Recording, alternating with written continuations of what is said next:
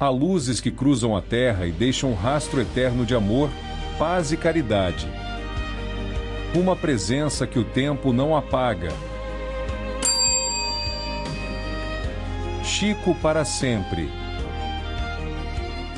Décadas passadas da sua volta ao plano espiritual, as vivências de Chico Xavier através de suas lições vão sendo esquecidas. Torná-las conhecidas às novas gerações é o objetivo deste programa. Não considero a fome de pão por fenômeno exterior, mas por ocorrência gritante armada por dispositivos de alarme sempre disposta a defender-se para assegurar a sobrevivência do homem no planeta. Mas a fome de amor, nas quais se incluem a solidão.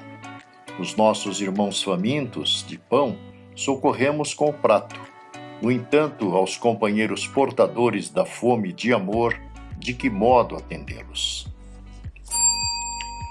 Nesta encarnação, os livros são meus filhos. Aceitei a tarefa do livro. Neles, coloco todo o amor e carinho que deveria dar a meus filhos. Mas, na próxima encarnação, não quero saber de livros nem de imprensa. Quando alguém aparecer perguntando se não queremos ler livros ou jornais, irei dizendo: não, meu amigo, aqui todos somos analfabetos. Ninguém sabe ler, ninguém quer ler. Somos muito felizes. Certa ocasião disse Emmanuel que com o afastamento e libertação de Gregório do livro Libertação, assumiu o comando daqueles espíritos que compõem as legiões de terríveis espíritos que apareceram no livro de André Luiz.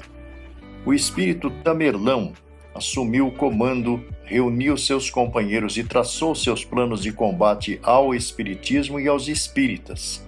Sabem qual é o plano dito?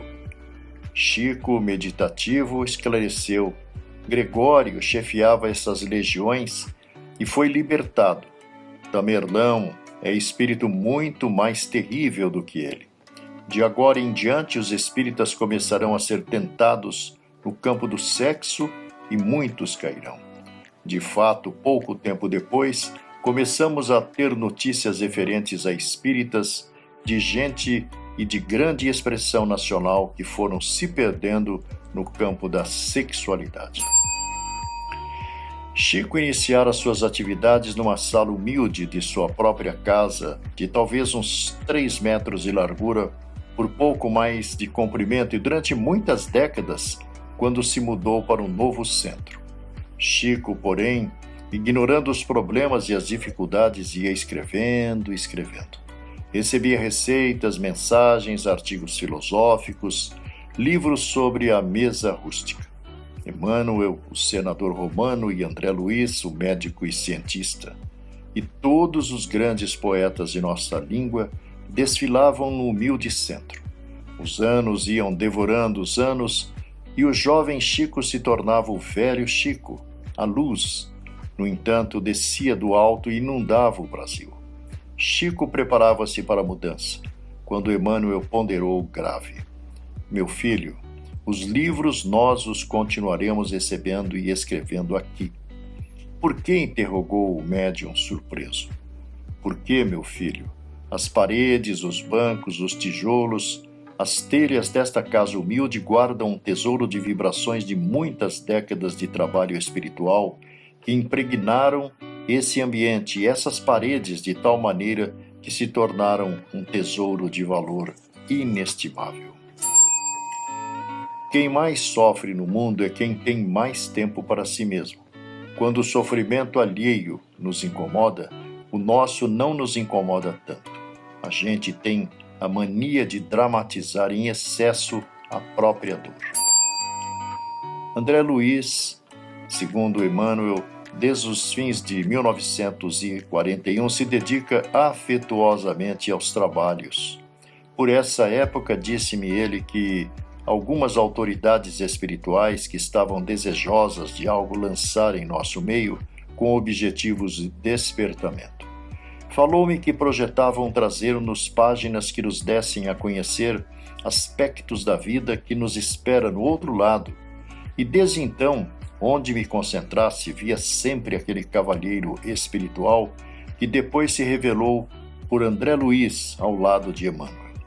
Assim, decorreram quase 2 anos antes de nosso lar. Dentro de algum tempo, familiarizei-me com esse novo amigo. Participava de nossas preces, perdia tempo comigo, conversando. Contava-me histórias interessantes e muitas vezes relacionou recordações do Segundo Império, o que me faz acreditar que tenha sido ele, André Luiz, também personalidade da época referida. Achava estranho o cuidado dele, o interesse e a estima. Entretanto, decorrido algum tempo, disse-me Emmanuel que estava o companheiro treinando para se desincumbir de tarefa projetada e, de fato, em 1943, iniciava o trabalho com nosso lar. Desde então vejo que o esforço de Emmanuel e de outros amigos nossos concentrou-se nele, acreditando intimamente que André Luiz está representando um círculo talvez vasto de entidades superiores. O espírito do egoísta muitas vezes mostra-se mais cristalizado do que aquele que, por exemplo, comete um crime. O criminoso momentâneo pode ter sido vítima de um desequilíbrio emocional. O egoísta é um espírito insensível, que se vale dos outros para colimar os seus objetivos, sem se importar com as consequências danosas para aqueles dos quais se aproveita. Eu não tinha o hábito de ler o Novo Testamento. Emmanuel me ensinou a lê-lo, dizendo que não levasse tanto em consideração as descrições dos evangelistas, que eu atentasse para o momento em que Jesus surgisse em cena, procurando destacar as palavras dele no contexto da narrativa. Há 2000 anos e 50 anos depois, já haviam sido publicados quando comecei a cultivar o hábito de ler o Novo Testamento. Muito pobre, família sem recursos financeiros para que pudesse cursar o ginasial, apesar das tentativas para obter uma bolsa de estudos junto às autoridades locais, tudo fora em vão. Outros jovens conseguiam, ele não. Depois de receber Parnaso de além-túmulo, o padre Sebastião Scarzelli o apresentou à professora Zenita Bahia, dizendo ser um jovem com muita vontade de estudar, sem conseguir ir além do primário, e ela, apesar de ser católica, disse respeitar seu trabalho na doutrina espírita e que daria a ele gratuitamente aulas particulares de português. Assim, durante um tempo, Chico estudou análise lógica, hoje análise sintática, para que tivesse maior compreensão da gramática. Newton Boechat ouviu de Chico que deveria receber mais 2 romances. Um deles sobre Inácio de Antioquia, Marte do cristianismo nos primeiros séculos, que, semelhante a Paulo de Tarso, foi preso, supliciado, tendo influenciado poderosamente na comunidade cristã do princípio. O projeto, contudo, foi descartado ante o crescimento do movimento espírita, que passou a exigir muito do médium, que para receber um trabalho de tal porte, ele teria de permanecer segregado, mergulhando no passado, na vida dos personagens.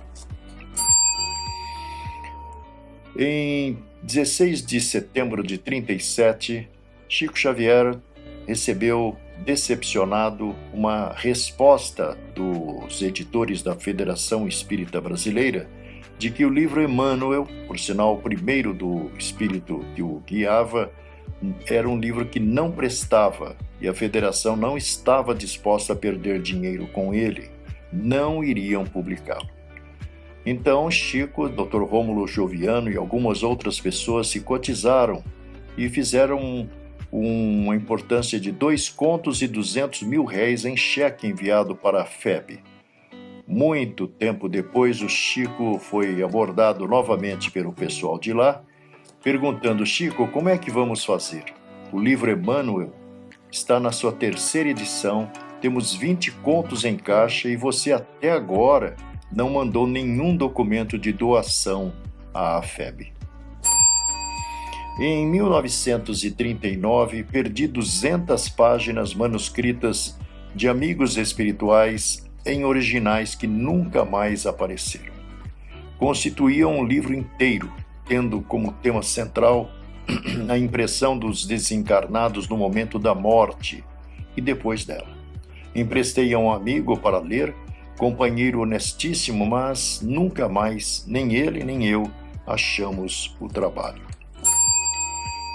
Nosso lar, segundo revelações do Dr. Arthur Joviano no livro Sementeira de Luz, foi um esforço muito estudado antes da organização. Precisava-se de um nome impessoal, sem filiação a grupos pré-estabelecidos, que pudesse trazer semelhantes observações de caráter universalista. E a escolha recaiu sobre o sanitarista e cientista Carlos Chagas, que ocultou-se no pseudônimo André Luiz, nome de um irmão de Chico Xavier, justamente porque seus familiares estavam ainda reencarnados, e Chico passava uma prova razoavelmente complicada por conta da movimentação feita pela esposa de Humberto de Campos na Justiça, reivindicando indenização pelo o nome indevido de Humberto ter sido utilizado, não é? Mas a Justiça, através de um processo de defesa desenvolvido pelo Dr. Miguel Timponi, um jurista famoso da época, na realidade resultou numa isenção da justiça brasileira em relação a considerar procedente a reivindicação da senhora. Então, André Luiz, para não haver problema com seus familiares ainda reencarnados, optou por esconder-se no pseudônimo. André Luiz também é representante perante os homens da obra que produz. É apenas o representante. Na realidade, é assistido por 13 entidades ou instrutores espirituais de elevada hierarquia que lhe transmitiram o conhecimento apresentado nos diferentes livros. Em 1943, Chico visita em desdobramento espiritual determinado bairro da cidade de Nosso Lar, colônia situada ao norte da cidade do Rio de Janeiro, no limite entre a terceira e quarta esfera, a terceira onde nós vivemos e a quarta é imediatamente após. Justamente, Chico visitou a zona hospitalar de Nosso Lar. Viu muita coisa maravilhosa, segundo ele, sem compreender tudo ou entender muito pouco, em função do serviço, mas não por méritos. Chico Xavier, como era hábito na época, costumava cortar a barba no barbeiro. E, certa ocasião, diante daquele conhecido que já o atendia há muito tempo, ouviu do mesmo que estava sentindo muita tonteira, parecia que ia desmaiar.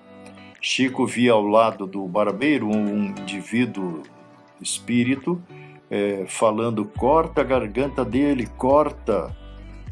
E aí o barbeiro respondeu também: Chico, não sei se vou dar conta de terminar sua barba. Chico, amedrontado, apavorado naquela condição de vulnerabilidade, disse: não se preocupe, meu irmão, barba é assim mesmo, a gente faz quando dá certo.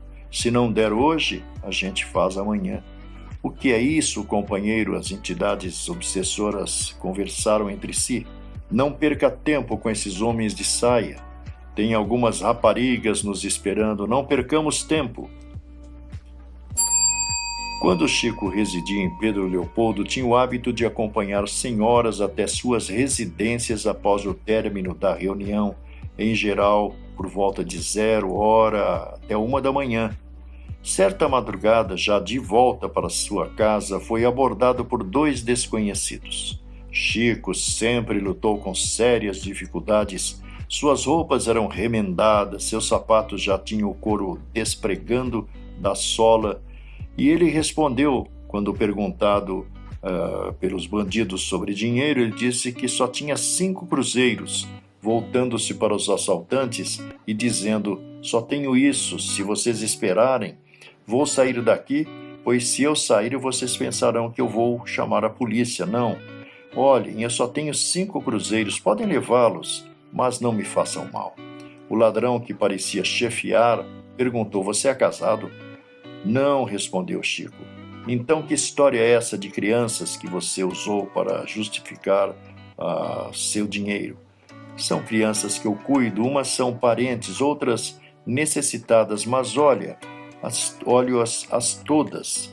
O outro ladrão, manifestando-se, falou: não disse que não valia a pena assaltá-lo? Veja suas roupas, tudo remendado, seu sapato mais parece um jacaré. Você não vai fazer o que estou pensando? Perguntou um dos bandidos. Vai, cale a boca e me passe os 200 cruzeiros. De posse do dinheiro, entregou ao Chico e disse: vai cuidar das suas crianças. 1948, Chico foi surpreendido por um documento enviado por companheiros do Rio Grande do Sul contra os trabalhos de André Luiz. Foram excessivamente generosos com ele, segundo disse. Deram-me formosos adjetivos e só não disseram que estou um médio cansado. Tenho recebido cartas insultuosas e observações bem duras quanto aos livros desse mensageiro espiritual que nos veio ensinar quanto é nobre e sublime a vida superior. Quanto ao livro Missionários da Luz, Chico conta que houve um dia em que o trabalho se interrompeu. Levou vários dias parado. Depois, informou-me Emmanuel, quando o trabalho teve reinício, que haviam sido realizadas algumas reuniões para o exame de certas teses que André Luiz deveria ou não apresentar no livro. Em psicografando o capítulo Reencarnação do mesmo trabalho, por mais de uma vez, Chico diz ter visto Emmanuel e Bezerra de Menezes associados ao autor, fiscalizando ou amparando o seu trabalho. No livro No Mundo Maior, que teve o prefácio publicado em 25 de 13/47, o Chico comenta que quando psicografou o caso de Marcelo no capítulo Santuário da Alma, também muito se comoveu. Observou como é estimado de André Luiz pelos comentários carinhosos do amigo espiritual. Marcelo bem merece essa estima pela sua elevação e grandeza da alma. Quando recebi as páginas a que nos reportamos, tive grande desejo de escrever-te, mas achei melhor esperar que as lesse para que descobrisses o assunto. Trata-se de observação que ficou inteiramente comigo. És a única pessoa com a qual troquei ideias. É melhor guardarmos os apontamentos na intimidade do coração. O menino Marcelo, que na narrativa descrita aí no livro, no comentário, na realidade é o Dr. Zeus Vantuil, filho do Antônio Vantuil de Freitas, que era o presidente da Federação Espírita Brasileira à época, responsável, aliás, pela publicação desde o primeiro livro de André Luiz, e o garoto tinha surtos epiléticos, o que ficou demonstrado quando o pai, num evangelho no lar, pediu-lhe que fizesse a prece de abertura. O menino entrou numa faixa de influências e reviu cenas que trazia dentro do seu, talvez, HD, mais profundo, e isso levou-lhe a essa crise epilética que o acompanhou durante muitos anos. Em um dos constantes desdobramentos astrais ocorridos com Chico durante o sono, Emmanuel conduziu o duplo astral de Chico a uma imensa cidade espiritual, situada numa região do umbral. Esta lhe pareceu extremamente inferior e bastante próxima da crosta planetária. Era uma cidade estranha, não só pelo seu aspecto desarmônico e antiestético, como pelas manifestações de luxúria, degradação de costumes e sensualidade de seus habitantes, exibidas em todos os logradouros públicos, nas ruas, nas praças, etc.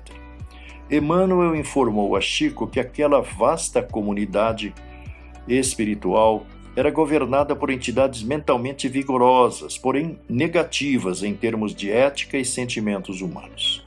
Eram esses maiorais que davam as ordens e faziam-na obedecer, exercendo sobre aquelas entidades um poder do tipo de sugestão hipnótica, ao qual tais espíritos estariam submetidos ainda mesmo depois de reencarnados. pelas ruas da referida cidade estranha, desfilavam de maneira semelhante a cordões carnavalescos multidões compostas de entidades que se esmeravam em exibições de natureza pornográfica, erótica e debochada. Os maiorais eram conduzidos em andores ou tronos, colocados sobre carros alegóricos, cujos formatos imitavam os órgãos sexuais masculinos e femininos. Uma euforia generalizada parecia dominar aquelas criaturas, ou mais apropriadamente assistia-se a uma festa de despedida de uma multidão, revelando a certeza da aproximação de um fim inexorável que extinguiria a situação cômoda até então usufruída por todos. De fato, aqueles espíritos, sem exceção, haviam recebido um aviso de que estava determinado de maneira irrevogável pelos planos da espiritualidade superior o seu próximo reingresso à vida carnal na Terra. A esse decreto inapelável não iriam escapar nem os próprios maiorais. Quanto ao livro Voltei, Emmanuel insiste, segundo Chico, em que o nome a adotar-se seja o de irmão Frederico e nos recomenda que ainda nos serão apresentadas 1, 2 ou 3 corrigendas para o texto, para que a identificação verbal não seja feita. São as passagens em que ele fala das crônicas no Correio da Manhã e em que se diz introdutor do fonógrafo no Brasil. Colherei a opinião de Emmanuel para as retificações e as enviarei. Diz o nosso amigo que não convém as reticências, porque devemos tratar de fazer assentamentos definitivos de serviço para que, em nos desencarnando, não tenham aflição de vir consertar. As reticências, toda vez que vistas, acordariam nos leitores um risinho produtor de vibrações desagradáveis para o espírito do Sr. Figner, depois de haver possuído ele tantos nomes através de muitas reencarnações. Ele é o que é, irmão de humanidade e filho de Deus. As filhas, desse modo, não terão com que proclamar afirmativas públicas desse ou daquele teor e estaremos tranquilos por nossa vez. Em relação ao Há 2000 anos, publicado em 2/3/39, Chico diz: vejo tudo o que Emmanuel escreve. Ele liga sua mente à minha e fico como que mergulhado numa espécie de hipnose espiritual. Roma reaparece como era. Ruas ou as colunatas dos templos e a algazarra do povo voltam de novo à minha mente e sinto-me presente em todos os acontecimentos. Sobre Paulo Estevão, o nosso Emmanuel contou que negociantes e colonos, proprietários de Laodiceia, antigos trabalhadores da Tessalônica, figuras de toda a Ásia, antigos filhos do cativeiro e do patriciado de Roma, traziam a ele subsídios para iluminar o quadro em que viveu o inesquecível apóstolo.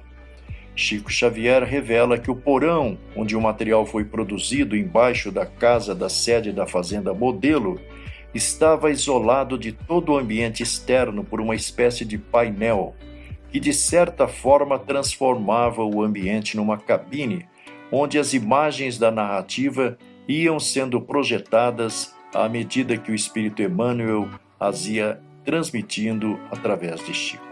O livro foi produzido em 8 meses. Chico chegava no porão às 17h15 e saía às 1 da manhã, nas noites de terça, quarta, quinta e sábado.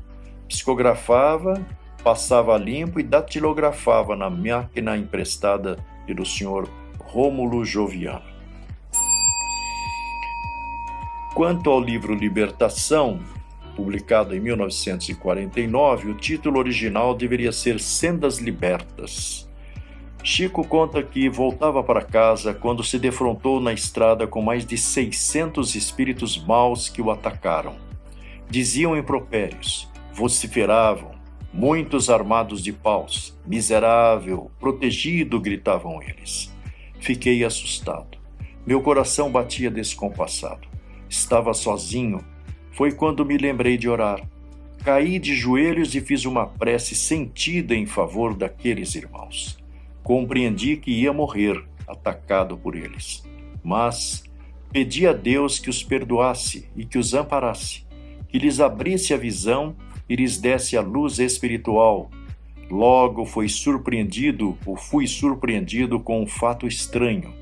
Aquelas figuras e aquelas sombras começaram a se desfazer e a desaparecer aos meus olhos atônitos.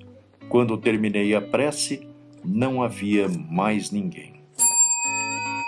No livro Ave Cristo, publicado em 18 de abril de 1953, Santo Inácio de Antioquia diz aos seus algozes que o conduziam para o suplício: estou sorrindo pelo que vejo e me conforta, pois chego à conclusão de que Deus é mesmo bom. Se permitiu que os pagãos levantassem na terra essa maravilha que é Roma, que não reservará Ele aos seus verdadeiros servidores. O livro Ave Cristo contém vários personagens que gravitavam ao redor de Chico Xavier no século XX, né? O irmão Apio Corvino é o Bezerra de Menezes, o Rufus é o Eurípides Barçanufo, o Basílio, que é o personagem principal do livro, é o Emmanuel. A Lívia, que é a filha adotiva que Emmanuel adota como moradora de rua que era, é o Chico Xavier. A Blandina, que é a Meimei do século XX, na realidade foi Irma de Castro. Silvano foi o Joaquim Alves, o Tassiano Arnaldo Rocha. Todos eles, na realidade, estavam reencarnados ou nos bastidores, auxiliando Chico Xavier na tarefa extraordinária que cumpriu. Chico Xavier, repassando o pensamento do espírito de sua mãe, Maria João de Deus, diz: não existem vazios no universo. Todas as zonas interplanetárias estão repletas de vida em suas manifestações multiformes. Muita paz e até a próxima. O exemplo arrasta, a palavra conforta e o amor permanece. Obrigado por caminhar conosco neste tributo à maior alma de nossa história. Chico para sempre. Guarde essa luz no coração.